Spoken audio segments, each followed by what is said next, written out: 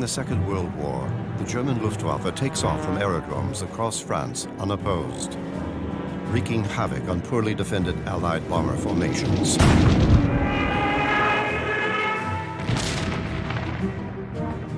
The Allies respond to this threat, developing a speedy plywood aircraft called the Mosquito, which can fly undetected into occupied Europe and take the fight to the Germans.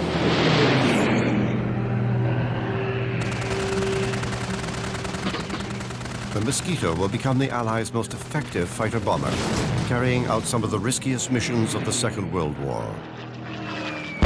Military historian Norm Christie sets out to retrace these missions and tell the story of the Mosquito and the men who flew it, the men the Germans called bandits of the air.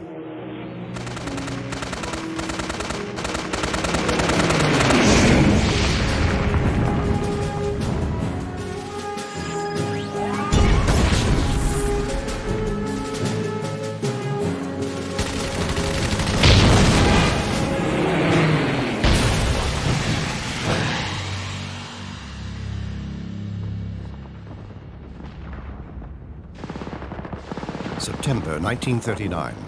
The Nazi war machine invades Poland, igniting the Second World War. The following May sees its attention turn west with the invasion of Belgium and France.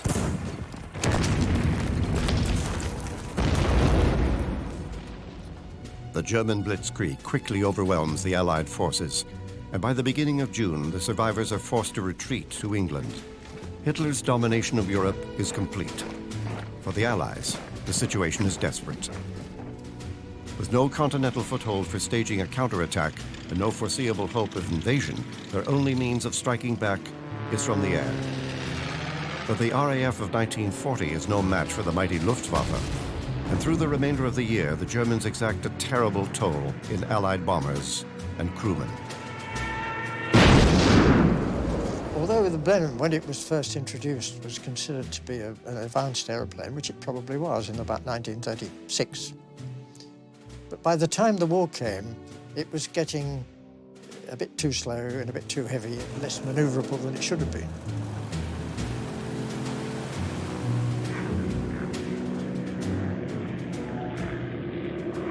They got shot down rather easily.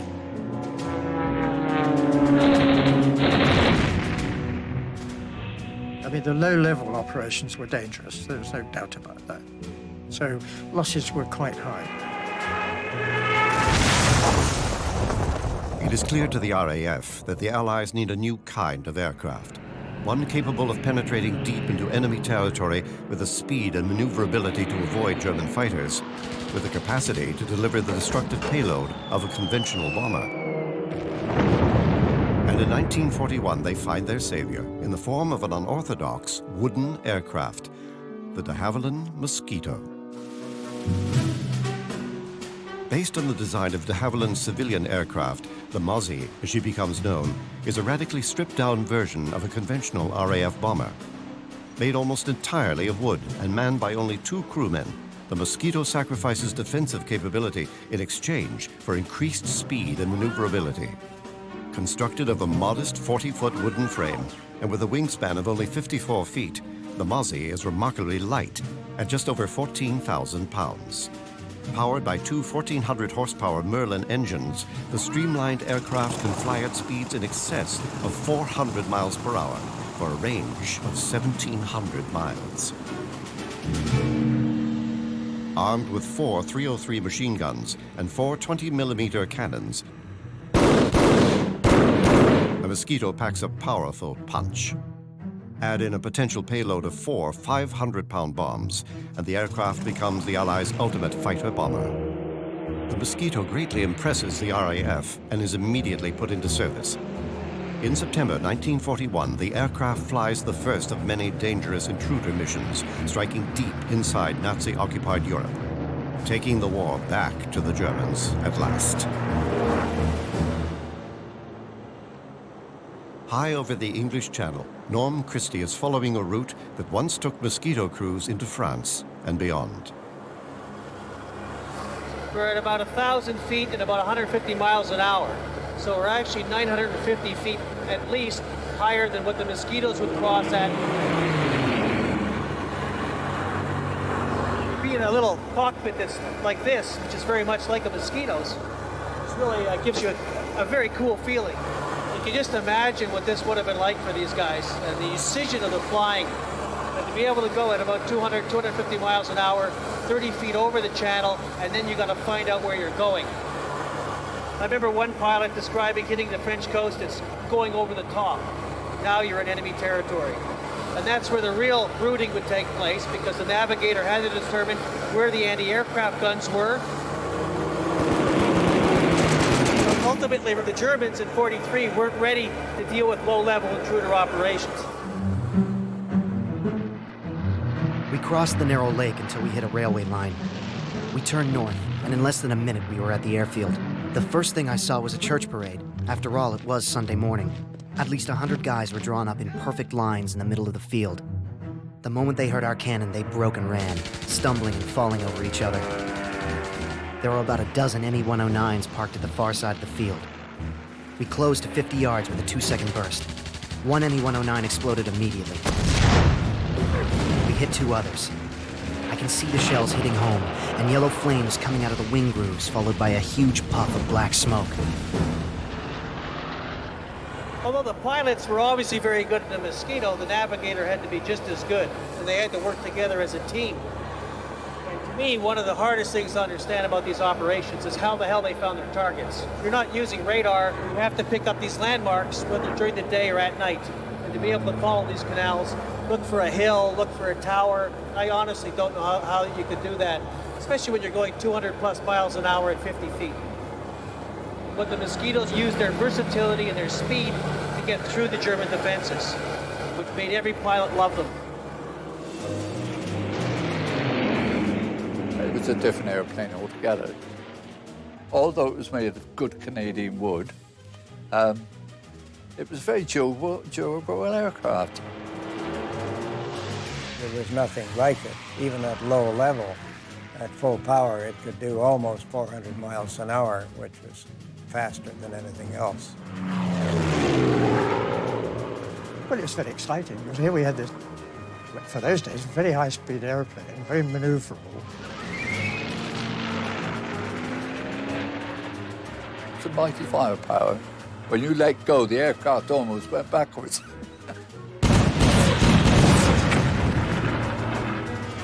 If you hit an aircraft with that kind of firepower, you could literally blow it apart.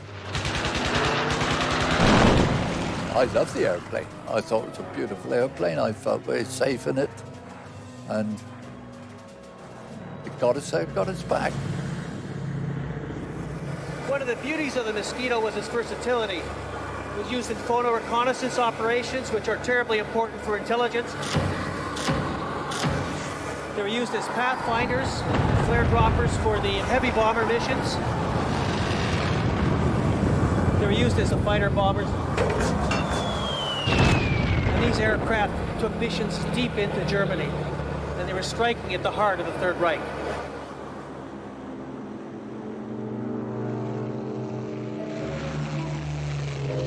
We were told the evening before there would be an operation in the morning and what time we'd be called and so on. But Reggie said, well, he'd been briefed already, and I've never forgotten it. This one is different. The RAF is putting the Mosquito to its greatest test yet. The mission, a long-range bombing raid into the heart of Germany. The target, a radio station in Berlin, where the head of the Luftwaffe, Field Marshal Hermann Göring, is to deliver an address to the German people. We walked into the ops room and there's this piece of string that starts from Mara and off. It went to Berlin. And everybody asked the same question, do we have enough fuel to do that?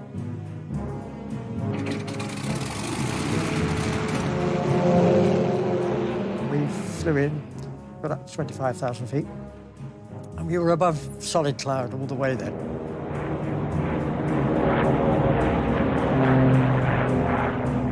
We just got to the stage where I was saying, I can't see any breaks in the cloud, we're going to have to bomb on time. When a very small break in the cloud appeared, and I said, hang on, look, there is a break. And I could see the lakes of Berlin. And of course, we knew where the radio station was, which was the aiming point. And we dropped the bombs.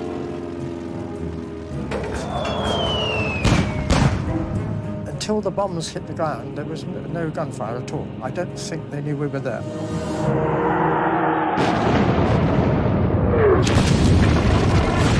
Later, after we bombed, we were able to hear a recording of the radio station. Unter der mächtigen Stirnwand, in der der gewaltige Hoheitsadler herüberschimmert, Goering was announced by the announcer, im schimmernden but never Silber appeared. und Gold, And there was a im short schwarz-weiß und silence, rot der Farben der Wehrmacht. and then you could hear an explosion. Reichsmarschall Hermann Göring,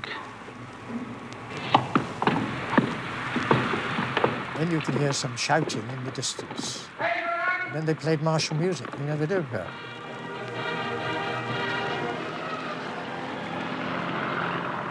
It was an indication of some of the things that were possible. Through 1941 and 42, the speedy Mosquito proves itself an exceptionally effective weapon.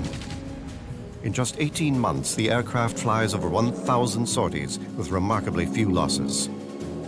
In 1943, the RAF confirms its confidence in the Mosquito, ordering thousands more aircraft, with mass production beginning in the UK, Canada, and Australia. But by mid-1943, the air war over Europe is escalating, and Mosquito crews will find themselves in even greater peril as they are assigned the most dangerous missions of the Second World War.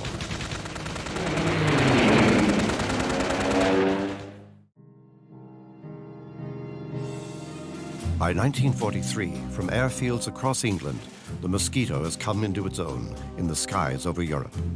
The three most successful squadrons operate from Hunsdon airfield, just north of London.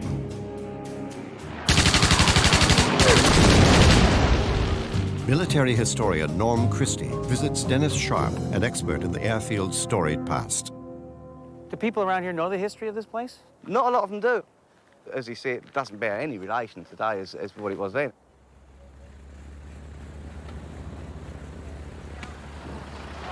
This whole place was a sea of buildings. There are 442 buildings on Hunsdon Airfield.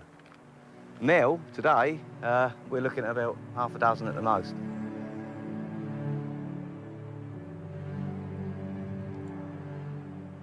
This is one of the defense posts. That's right. This is a Type 21 pillbox. It was one of a ring of many around the actual perimeter of the airfield. You notice that these actual gun ports all point in towards the actual flying field of the airfield. Because with an airfield, the threat of invasion would have been carried out by either glider or paratroops, and they would have landed actually on the airfield to capture key facilities. We're out on the airfield now. So in 43, what were they using them for? Well, the airfield, more or less, the whole of its life was dedicated to night fighters and intruders. The original runway ended here. This was the threshold to the main runway. So this was the nice, smooth concrete? That's right. This had a dome, high-intensity light in it. These large marker lights in the ground denoted the actual course. If you see, there's like an arrow, which actually is built into the heading of the runway. That is, you took a compass bearing off of there, and that will give you the exact runway heading.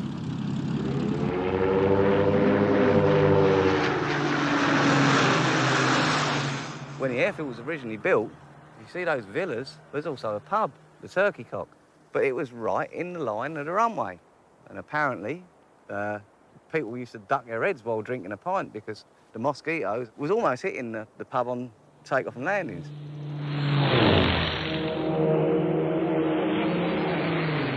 Mosquito was really what made the Intruders more successful, right? That's the right. aircraft with the Bostons just weren't so good. No. I mean, the Mosquito was born for it, wasn't it? Let's face it. It's, you know, you had reliability, you had the punch, the firepower, and the legs to actually fly from here at low level all the way across the continent to a designated German night fighter base, and then orbit from a few miles out, wait for a German night fighter, and then sneaking up behind him is a Mosquito.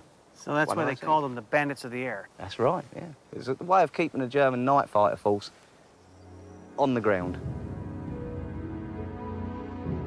In early 1941, Allied Bomber Command begins a campaign of massive night raids on enemy targets. By 1943, RAF bombers have dropped over 20,000 tons of high explosives on Germany's industrial heartland. Fearing the crippling effect of continued raids on their war industry, the Germans strike back, this time with a secret weapon of their own, the radar-equipped night fighter. The results are devastating. In just under 15 months, Bomber Command loses 5,881 bombers. The Allies' best hope of countering these attacks is to penetrate deep into enemy territory and destroy German fighters on their airfields where they are most vulnerable. And in 1943, there is only one Allied aircraft capable of carrying out such a hazardous mission, the de Havilland Mosquito. It's something completely different for us to go in at night and attack an airfield at 0 feet. And we just didn't know what was going to happen. I think when it did happen, it was quite frightening. Yeah, it was scary, no doubt about it. If we were going on an intruder mission as we were taking off, I would often think, well, I hope I'm going to see this aerodrome a little later on tonight.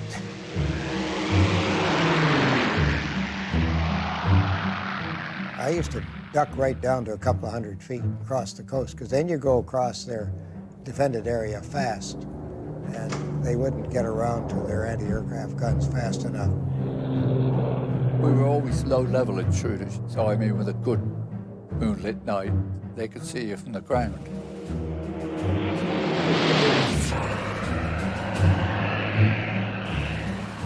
And when we got to our target area, the first thing we looked for to see whether the aerodrome lights were on. If they were on, we knew that there was operations taking place. They were pretty smart. They knew that there were intruders around. They took off and they stayed right down at 50 feet until they were at least 20 miles out. And then they'd start their climb to get up into the bomber stream. So we seldom had any success except when they were coming into land. You'd head for the downwind side of the aerodrome in the hope that they'd turn some lights on when they're on their approach. And if they did, you'd try to take a crack at shooting them down. The problem was that they knew we were there, and they'd flash this searchlight on the approach once their aircraft got past it.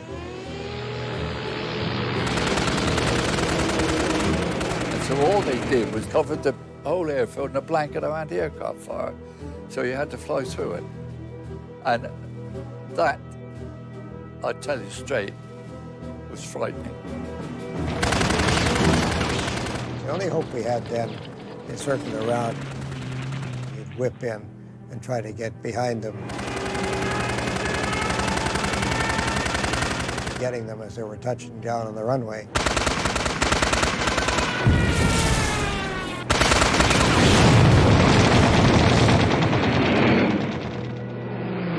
After that, if you had any ammunition left, you were allowed to go anywhere you like and beat up transport on the ground, trains, canals.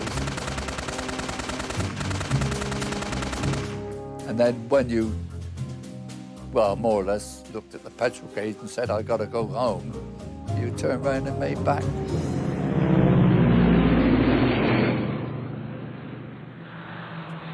This airbase went from night fighters to intruders. Now, at the beginning of '44, they bring a new group here, and that's under Picard. That's right, 140 wing. And Picard was sort of a legend already, wasn't he? Picard was. He made his debut in a film, actually, in 1941 by the Crown Film Unit. They actually made a film called Target for Tonight, yeah. And he portrayed the pilot of F for Freddy. All from F for Freddy here? I'm here anyway. Here, sir. I'm here, Skipper. Okay, sir. Okay, sir. Well, that's a change anyway. He arrived in January of '44, and of course in February of '44, the raid on Amiens, or Operation Jericho, was actually flown from this airfield. And if anyone could do the job, it was him. In January 1944, Allied intelligence learns that over 100 French resistance members are being held in a jail at Amiens, France, awaiting execution. the French underground requests an urgent airstrike to break open the prison walls and liberate their comrades. The task of planning the mission, codenamed Operation Jericho, is given to the RAF's most experienced Mosquito navigator, Ted Sizemore. Well, we knew we had a problem because we were told that the objective was to break the prison walls to get some of the French prisoners out, who were, I think, key members of the French underground, and they needed them out. The problem was, how do you break down walls, and how do you break down the inner walls without killing everybody inside? Well, first of all, on all targets at low level, you need, if you can find one, a very good lead-in. And of course, that prison, we had a very good lead-in with the road. Perfect. That meant that we should attack the outside wall parallel to that road. We could then have a choice on how we attack the inside wall, because we knew which parts of the prison were critical. So the outside wall would be attacked with people at low level just dropping bombs straight into it. The inner wall would be attacked by people pulling up and doing shallow dive. The trouble with that sort of operation, you can never do it twice. You get one chance. But it was an urgent operation and it had to go ahead. At 10 a.m. on February 18th, 1944, a day before the executions are scheduled to begin, 19 Mosquito fighter bombers take off from Hunsdon airfield and set out across the English Channel, headed for Amiens. Operation Jericho is a gamble for the Allies, and the stakes could not be higher. At risk are the lives of 38 elite RAF airmen, along with hundreds of French prisoners.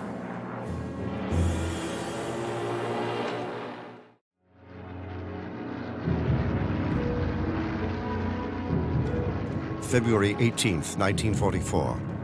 19 RAF Mosquito bombers cross the French coast and into the hostile skies over Nazi-occupied France.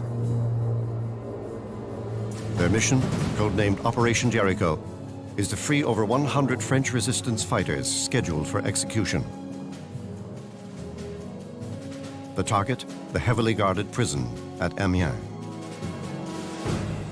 Military historian Norm Christie visits the French town of Amiens to tell the story of Operation Jericho. The Mosquitoes came from Doullens to Albert and then turned sharply southwest. And they followed this old Roman road right down here to the prison.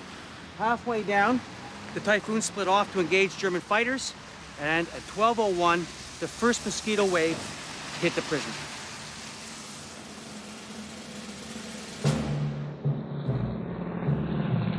Whilst the raid was in operation, we could see the fighter defense beginning to operate, which was rather worrying.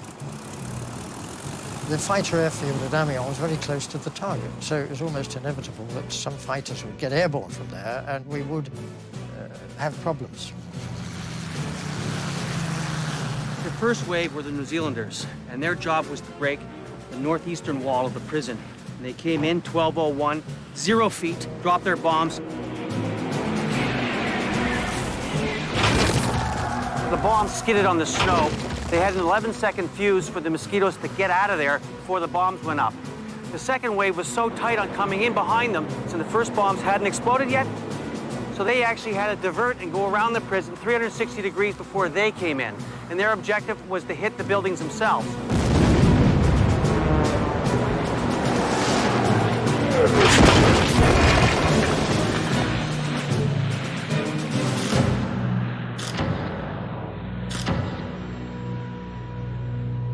Once we started getting the actual reports, of course, we were hearing very good news that the walls had been broken, and even 1 or 2 reports that they'd seen people running out. And the underground was around the prison waiting for them. We gathered in quite some numbers, so that they were, what shall I say, hustled away quickly before the Germans could organize a recapture. Of course, the loss of Picard was very sad and rather disturbing, really, because he was a character, a rather special character. Norm Christie visits Saint-Pierre Cemetery and the grave of Group Captain Charles Picard.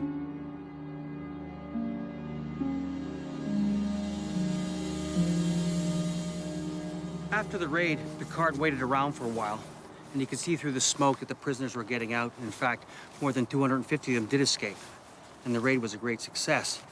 But that delay allowed the German fighters to close in on him.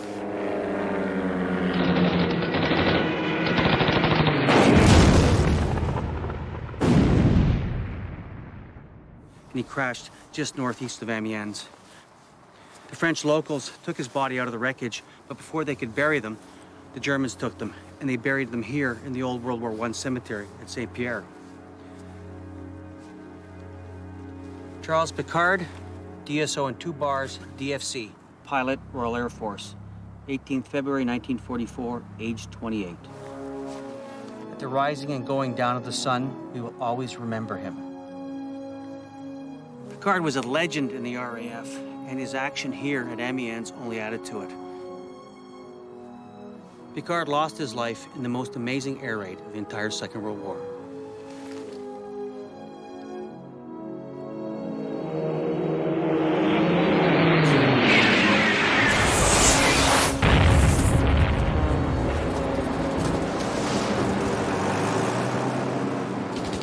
Following the success of Amiens, Mosquito crews are called upon time and again to perform similar surgical strikes.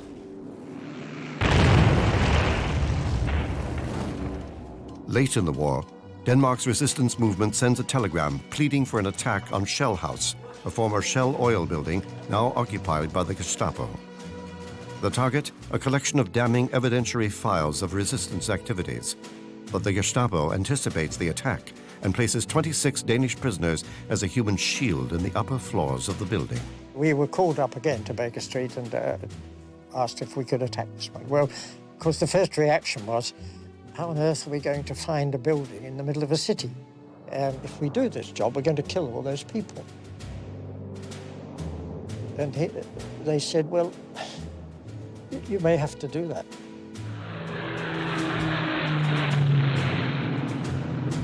It was difficult, but it was possible, and it was successful, except, of course, that one aircraft hit a pylon on the railway line and crashed into the school just short of the target.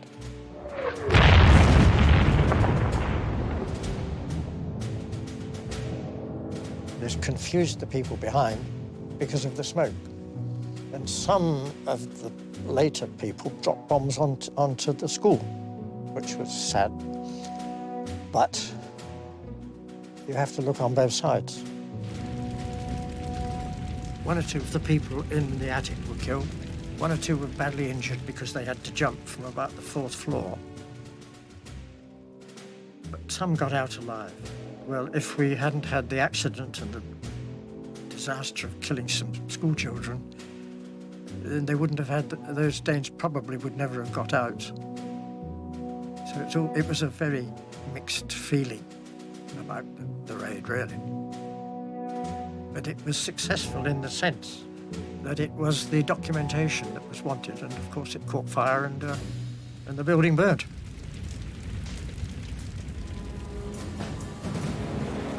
The raids on Amiens and Shell House are just 2 of the hundreds of daring low-level Mosquito attacks which would leave the enemy reeling. The Luftwaffe is simply unable to counter the range, speed, and firepower of what has become the deadliest weapon of the Allied airborne arsenal. But in June 1944, Germany would unleash its own superweapon, the V1 flying bomb, beginning a new reign of terror over England's civilian population.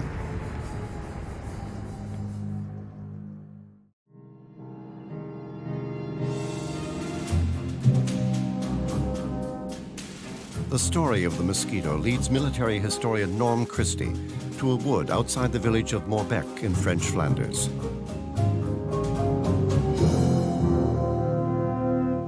And this is really a great remnant of the Second World War. This is a V1 launching site. But of course, in 1943, the Allies didn't know that.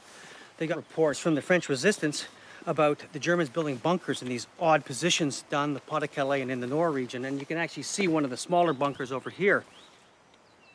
But it wasn't the smaller bunkers that concerned them. It's this one right here, this long, skinny one curved at the end, which they dubbed a ski site. The Allies are convinced the sites are part of a German rocket development program based in Peenemünde. Peenemünde, in northeastern Germany, is home to a massive factory complex where the Nazis are engaged in the development and construction of a new terror weapon, the V1 flying bomb. The ski bunkers were actually the storage buildings for the V1 rockets. And the V1 rockets were a nifty piece of engineering. It was a torpedo about 25 feet long with a stovepipe on top, which was the pulse jet engine. They would store them in here for quick delivery to a launching pad. So you can actually see the trolley marks where they'd carry the V1s in. It was like a cradle. The partially assembled rockets are taken to a facility near the launch pad, where the altimeter, compass, and detonators are set. This is the Richthaus, or the non-magnetic building, and you can see there's not much left of it. It must have had a bad encounter with an Allied bomb. But what happened here is the final stage of preparation before launching, they would bring the V1 in.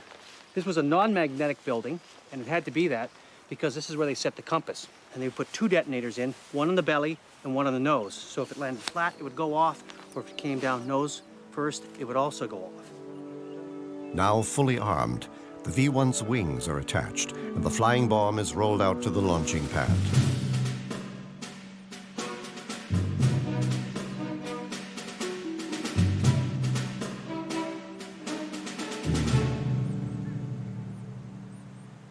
This is the launching ramp, and it's really all that's left of the entire launching facility. It's built of cinder blocks, and the idea was it would protect the crew from any explosion that might go on during the rocket launching. And within it, they put a catapult, 150 feet long. And of course, the reason they needed a catapult is that the V1 was only airworthy at 150 miles an hour. So the catapult had to fire it out of here like a slingshot.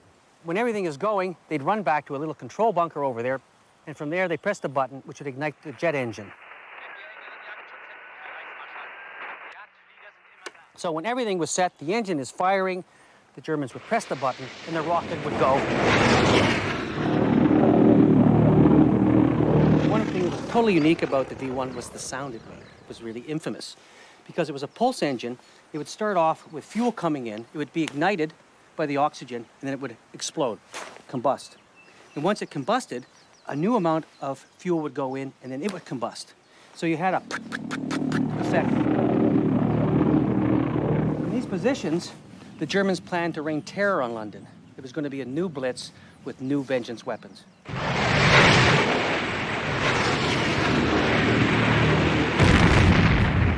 The Allies' reaction to the German rocket program is swift and decisive. They commence Operation Crossbow to destroy German rocket installations. Heavy bombers attack more than 100 sites in France, along with the development facility in Peenemünde.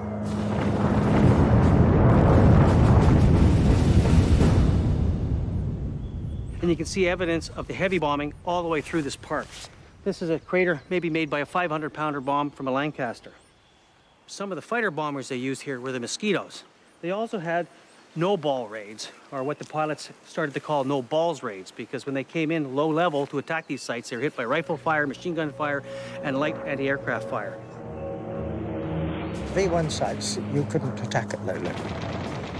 They were sited in awkward places anyway, and of course the building was just a single story. So the only sensible way with the Mosquito was to do shallow dive bombing. You'd go in low level to avoid interception. And then just before the target, pull up to about 2,500 feet. And come in a shallow dive, bomb in the dive,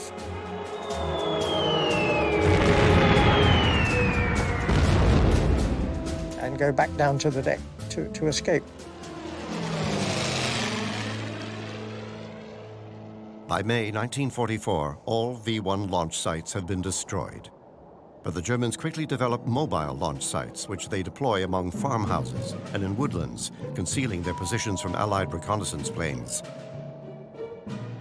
On June 13, 1944, the first V1 bomb falls on London. A new blitz has begun. The V1 attacks on England are devastating.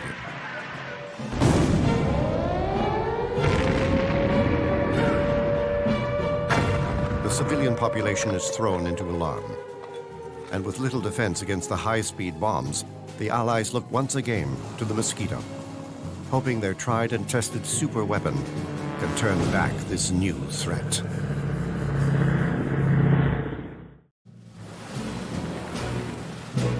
June 6, 1944, the Allied invasion of Normandy. After 5 long years of occupation, the liberation of Western Europe is underway. But the Nazi threat is far from over.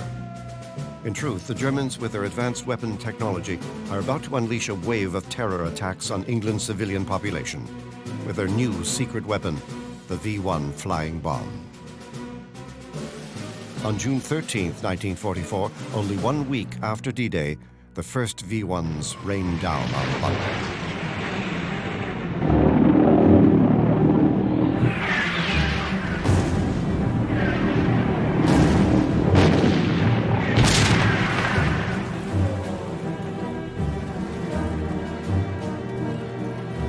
There were so many V1s coming across through the circuit of the airfield that it was untenable.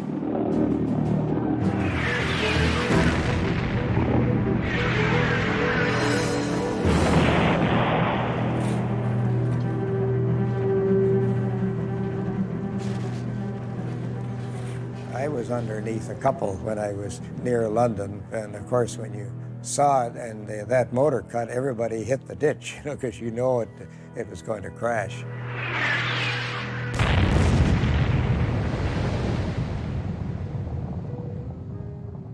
We heard this one come over, and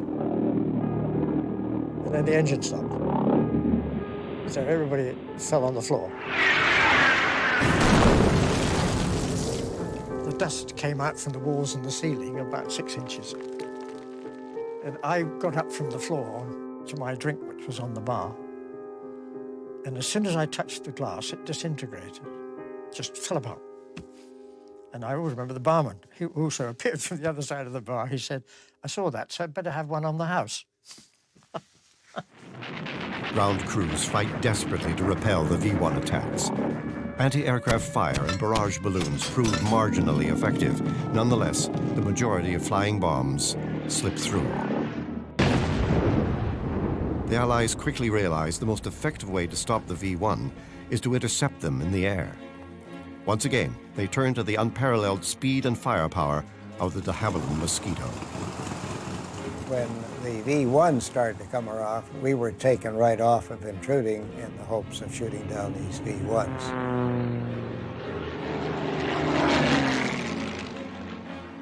There was a vivid flash on the French coast. All you'd see is a big flame, because it trailed a flame about 20 feet long.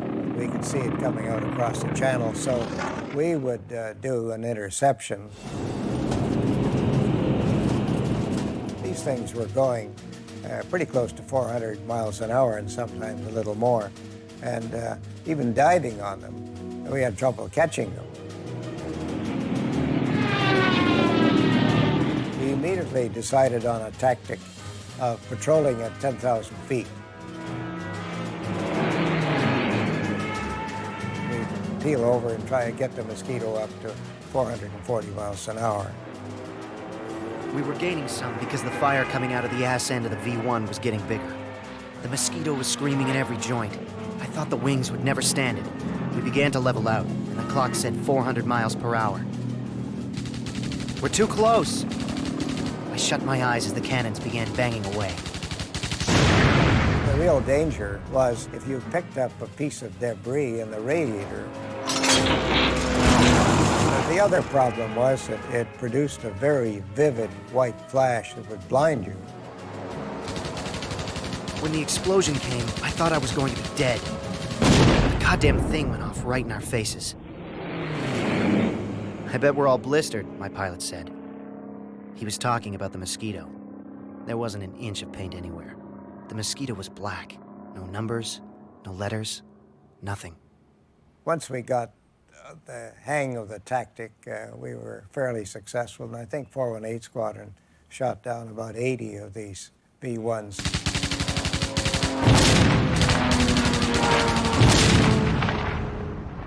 Russ Bannock goes on to destroy a total of 19 V1 rockets and 11 German night fighters, earning him the distinction as Canada's second highest scoring fighter ace of the Second World War. The Mosquito proves a highly effective weapon against the last of the V1 attacks. But the war in the air is changing. 1944 also sees the introduction of Germany's powerful V2 rocket and the Messerschmitt 262 jet fighter, heralding a new era of air warfare. By the time the war against Germany ends in May 1945, the Mosquito's reign is all but over. But the Mosquito's legacy endures in the land it helped liberate. Norm Christie visits the cemetery in Poix de Picardie in northwest France, home to the graves of 149 Commonwealth airmen. Most of the men buried here were killed on bombing operations. Here's the grave of Flying Officer Harry Jones of Montreal. He was a pilot of a Halifax bomber when he was shot down on June 8, 1944. But there's another crew in here that's quite different. They were the men known as Intruders. This is the grave of R.J. Tomlinson of Sherbrooke, Quebec.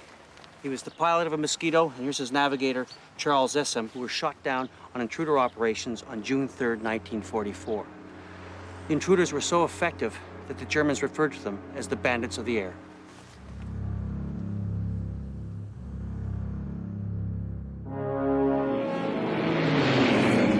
Though it has never enjoyed the historic fanfare of the Spitfire or the Lancaster bomber, the fact remains that for 4 crucial years, the Mosquito, with its matchless combination of speed, maneuverability, and firepower, was the Allies' most versatile aircraft.